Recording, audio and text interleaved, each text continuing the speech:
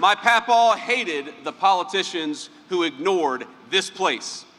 He hated the people who saw this as the place of the past. He hated the people who forgot about this town when they should have been fighting for this town. And the unfortunate reality is that they came from both political parties.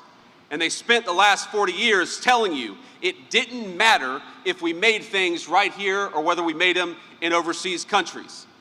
They said it was irrational, sentimental, old-fashioned to want to preserve the things that make the United States of America special. What we really needed, they said, was to compete and have complete market integration with every nation of the third world.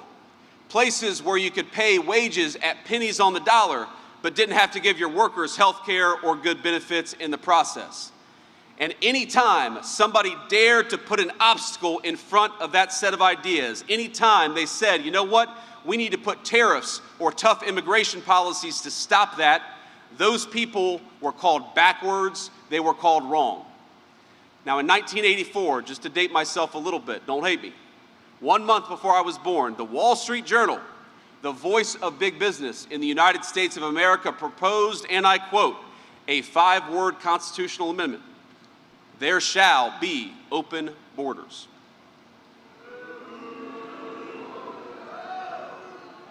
Now, they weren't joking. They weren't being tongue-in-cheek. Because if you look at what they tried to do over the next 40 years, they told you back then exactly what they were trying to do. 16 years later, when I was in high school, right here at Middletown High School, go Middies.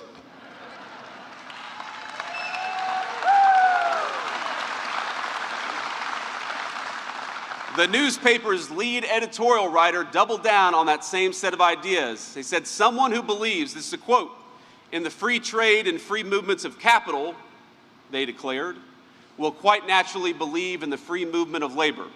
That means they're going to ship your jobs overseas and they're going to let anybody who wants to come into the United States of America with no vetting and no care. Being replaced by foreign workers, in other words, it was not an accident, my friends. It was the desired outcome of a generation of American elites. And every single person in this room knows the consequences and what they looked like over a generation right here in Middletown, Ohio.